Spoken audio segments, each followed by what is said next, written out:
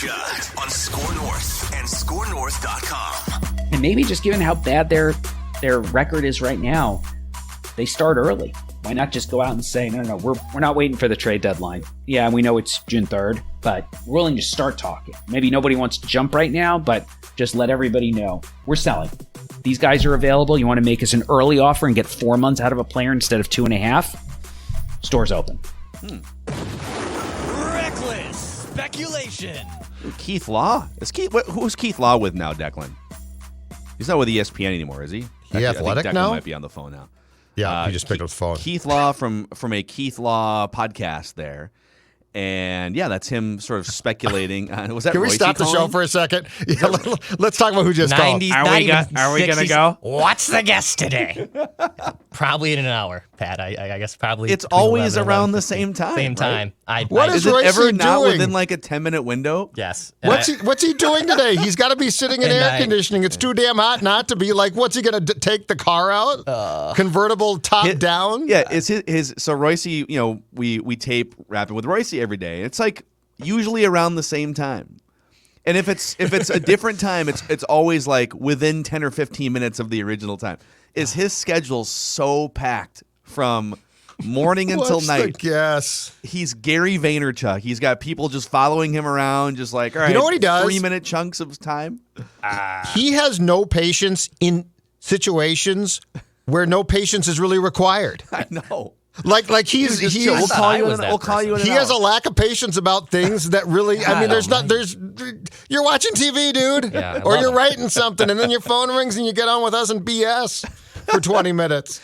Oh, love man. it. Love I him love so the much. man. So, he's the greatest. All right, this is Mackey and Judd, and our Talking Twins discussions. This was, by the way, supposed to be, like, today was supposed to be a celebration of Twins, Yankees, middle of the season, Astros. This was going to be, like, the biggest homestand, maybe outside of, like, a division White Sox series late in the year or something. But Maybe this was not, though. Right, this was supposed to be. Because it's a test. The Yankees, the Astros, and so I think, like you guys said it before we cracked the mics, the most exciting Twins thing tonight in town might be in St. Paul, where Byron Buxton's starting a rehab assignment with the St. Paul Saints. But by the way, our Talking Twins discussions are powered by our friends at Dennis Kirk and DennisKirk.com. So it is riding season. If you just want to feel a little breeze, right, just get out on that bike, whether it's a Harley, Indian, Metro Cruiser, sport bike. It's hot.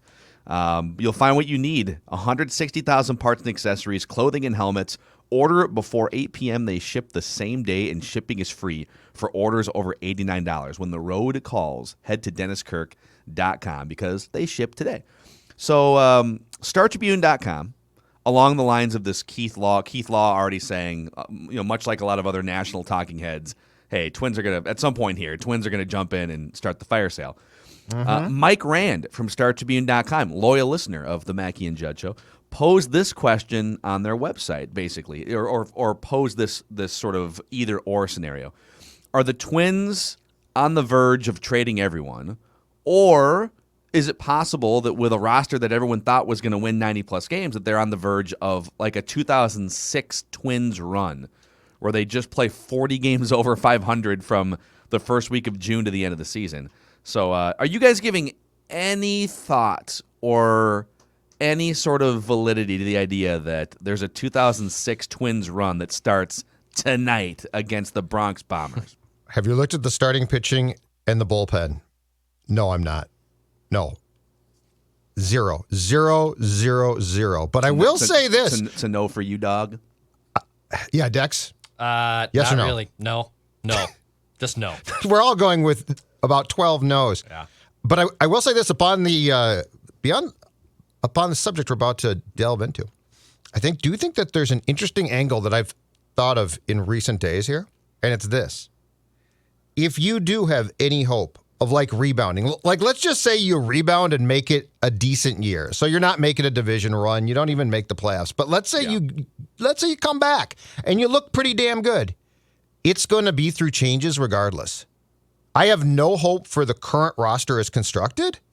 So either way, if it's for 2022, which I agree with, making moves for next season, or Phil, let's say it's for July or August of this year. I think making substantial moves right now helps you either way. I really do. So the more I've thought about this, I think the Keith Law idea is genius because there's no way that the current team you've constructed is going to help you. Yeah, so you're kind of saying that if they make a bunch of moves in the next month and just open the gates for Nick Gordon to play instead of Andrelton Simmons or Bingo. whatever, that like they could just be better this year, not better to the point where they're going to win. They're going to go 40 games above 500 like the 06 team, but. Yeah, I think to that point, sometimes people misconstrue, have a fire sale or trade everyone to be negative, or why don't you guys root for the Twins to come back? And it's like, all right, the mission statement for everything we do here on Mackey and Judd and Purple Daily is we want championships before we die. We want a Vikings title.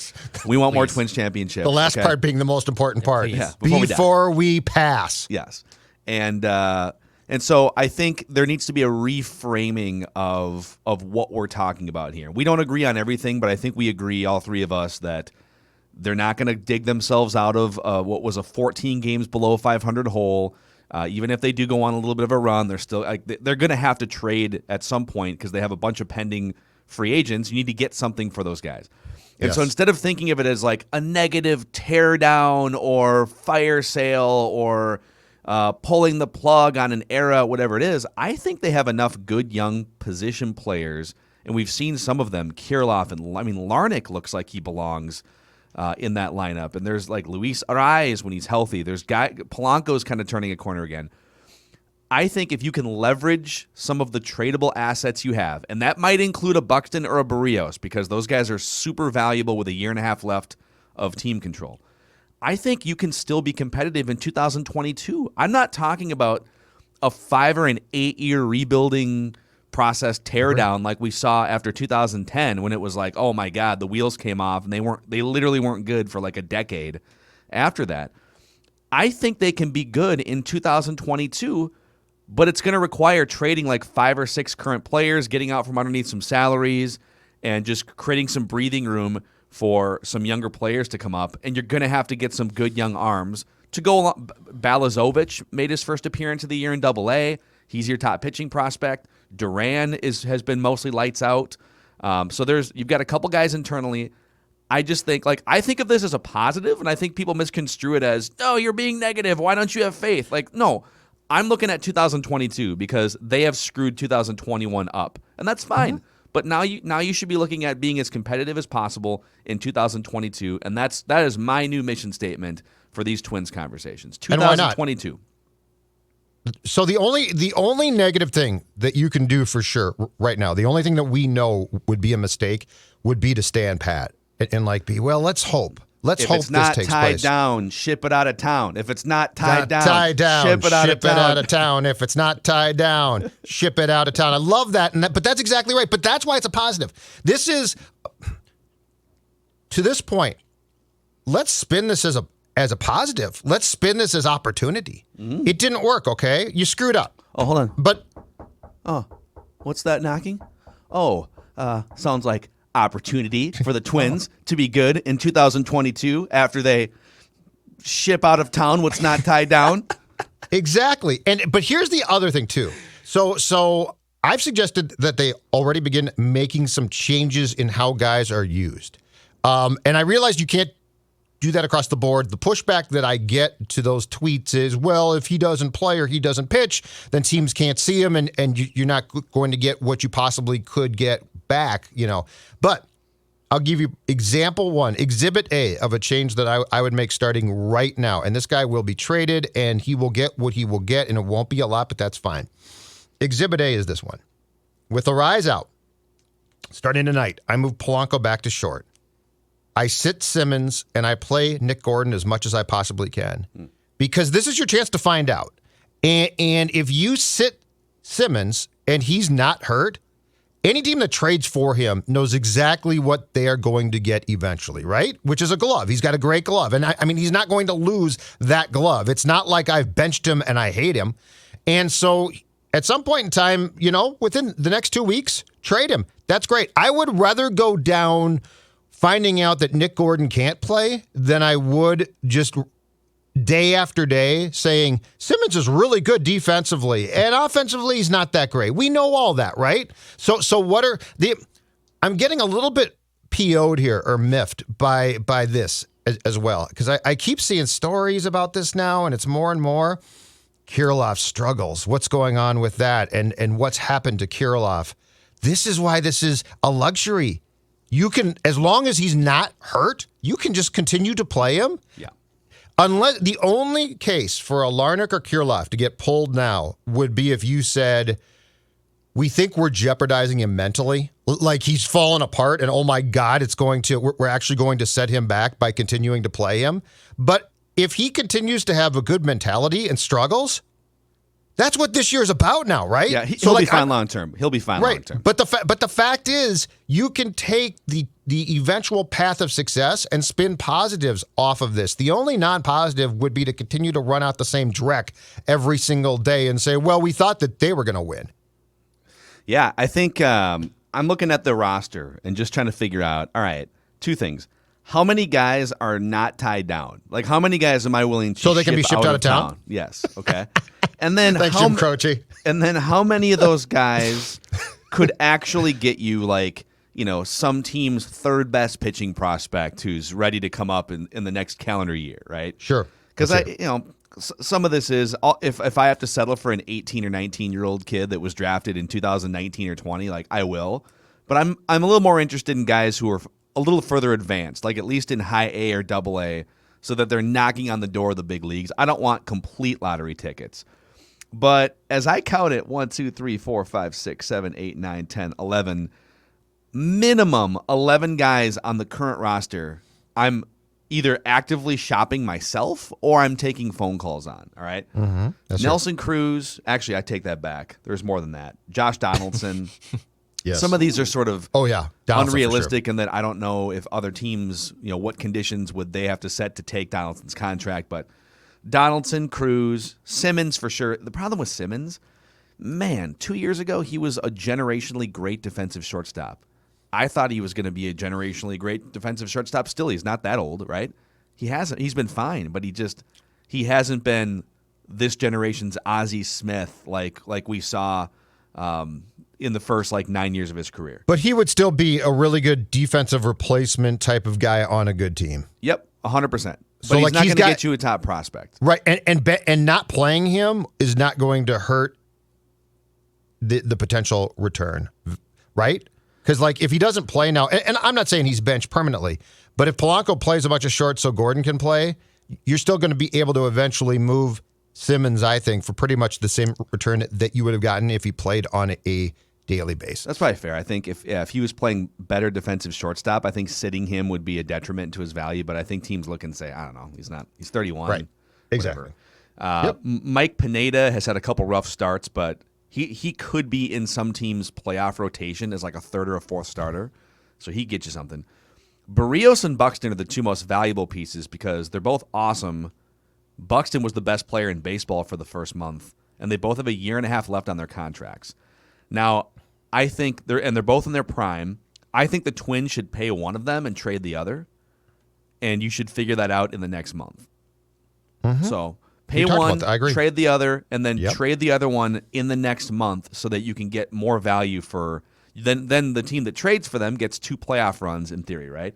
Mm-hmm. Kenta Maeda, it's tough to trade him, and I know that he's on one of the most team-friendly contracts in baseball, but I'm taking a phone call. He's 33 years old, so if some team, to me, he's not going to be part of the next 3-year window. He's too old. So if some other team sees some value in his contract, you might be able to get something legit for Kenta Maeda because he's so cheap, right? Max Kepler, I'm taking a phone call on because I just have too many corner outfielders. Taylor Rogers, Tyler Duffy, and Robles, I'm taking phone calls on. And Colomé, I don't know if anyone's even going to want to have a conversation. But that's 14 guys that you can take a phone call on. Maybe a small handful. Cruz, Berrios, Buxton, maybe Kepler, and Taylor Rogers that could get you something actually meaningful. Mm-hmm. Like someone's third or fourth best pitching prospect or something. And so I would start that process as soon as possible, and I would look to leverage any and all of those players for things that can help me starting in a window of 2022, 2023. So let's go back to the potential opportunity to trade Berrios or Buxton. Here's my concern. One is I would like to see them keep Berrios because I know it's not going to be cheap, but I think he has proven himself to be who he is, which is better than you've done a lot in recent history. So Berrios is not the true ace. He's not we all thought that he was going to join that group of, let's say, 8, elite big league starters. He's not there, but that doesn't make him bad. And he's going to be looking for a big payday, but if he hit the market, he would get that, I think, somewhere. I would prefer to sign Berrios just because of what he brings and the position he plays. Now, here's the Buxton dilemma to me, though. I don't think, Phil, that any team is going to give me back what I would want for Buxton because of the fact that they can just pull out the litany of injuries and say, we're not going to give you, say you're trying to get two really good prospects and a third one thrown in or something. So I do think Berrios has more value because if you get him in a trade right now and plug him in, his history says he'll pitch. And at times he'll pitch really well. At times he'll pitch okay. He probably won't be a disaster. But that's the dilemma there for me because I guess my preference is to keep the pitcher. But I think I think we would be underwhelmed by what we see as the potential returns for Buxton based on the fact that it's so simple to say, well, yeah, he's great when he can play. Yeah, see, I would lean toward trading Berrios because I don't trust arms. When you pay arms, especially a guy that has gone this long without really any significant arm injury, I just feel like there's inevitable Tommy John surgery on the horizon for him, and he's going to want like $20 to $30 million a year. He probably settles in like $20 to $25 million a year, and he's not a number one starter on a championship team. He's just not. So if some teams are going to be more desperate for an arm like Berrios over the next month and a half than they will be for Byron Buxton. More teams need pitching than center fielders when you look at contenders. So I think you can create more of a bidding war for a Jose Berrios. And with Buxton, even though he's never healthy, if he has found a way to turn a corner with his bat, I'm just going to roll the dice and hope that, hey, listen, we're going to give you an extension. We might have to move you to a corner outfield spot once your speed starts to go in like 3 or 4 years. But I would rather roll the dice that Buxton emerges healthier at age 28, 29, 30, because Jose Berrios is also a gamble health-wise, even though he's been healthy to this point. And I think Buxton has more of an impact on the team than Berrios over the next 3 to 5 years. So I am signing Buxton and trading Berrios. My problem on Buxton too is the contract is going to. I mean, if he ever had a track record of, let's say, 2 years where he played consistently, I'd be like, okay, the gamble is worth it, but he never does. And so he would be. And the other problem, and the Donaldson contract actually comes back to this, and this dates back to the Mauer contract as well. You can harp on the Twins and the Poleheads all you want, and you might be right. I don't know. But every contract that you sign like these eats up a contract that you'd like to do elsewhere. Like there's no, well, we signed Donaldson and now let's just go re-sign everybody else, right? Like those contracts in a non-salary cap league even take a bite out of what your budget can potentially be. And so, with Buxton, if he has the same problems and now I've got him playing on this huge contract and, yay, I'm getting 60 games or something like that. That's the problem, too. The other thing that I would be actively exploring as well, and I think you could pull this off for very, very little return, is find a contender that needs offense at third base, possibly, and almost gift them Donaldson. And I know fans will say, well, you can't do that. He's a good player. I get all that, okay? But I'm talking about getting his contract off the books because it didn't work. It just didn't work. It's fine. Things work. Things don't work. This one didn't work. I think if you agreed to absorb a little bit of that contract, not much, but literally gave him away, the financial implications on the Twins wouldn't be that high, and I would be willing to gift him to a team based on that. Yeah, Dex, that might sound crazy, but all right. What do you think, Dex? Buxton, Berrios over the next month. I would rather trade Berrios. You can get more for him. I think someone's going to bite the apple that he can still turn into something more. And I'm going to roll the dice with Buxton. Like, would I like to get him signed this offseason? Of course I would. But at the same time, he'll be, 28, 29 by the end of his deal. We've kind of touched on the fact that, yes, his speed is his elite trait. But at the same time, when you're 28, 29, he can still be technically still be the best defensive center fielder in the game. His speed is going to deteriorate. Some 21, 22-year-old's going to come up and probably have close to, if not the same amount of speed that he has at that age. So I'd rather keep Berrios. I'd rather keep Buxton around. You trade Berrios, someone's going to take the bite of the apple that he can help their playoff rotation. That's where I'd go. And yeah, if you can sell off guys like Andrelton Simmons and Nelson Cruz and basically all the one-year deals you have right now, Hansel Robles included, you got to do it. If that means you only get the 6th or 7th best prospect for one of those guys, I'd rather do that than just get absolutely nothing for one of them. Yeah, the Blue Jays have an interesting trio of good pitching prospects that I think are all at AA or above, and I just don't know if Berrios is going to get you any of those guys. So that's why I floated the idea of, like, could you go Berrios and Taylor Rogers together to get a better top end prospect from somebody? But I guess we'll find out. Why don't teams trade now? Like, what Law said makes sense, and I get, and I think the comeback is, well, yeah, but if we get to the deadline, we have more suitors for said player, but we really don't find that to be the case. Like there's not been a lot of selling off at the deadline where there's been, unless it's just an all-star player. But like, why wouldn't you explore Simmons now or Cruz now? Like those guys, if you take them up to July 30th. It's not like you're going to get a ton more. And Law's got a really good point, which is convince the team that's going to get him, hey, plug him in now.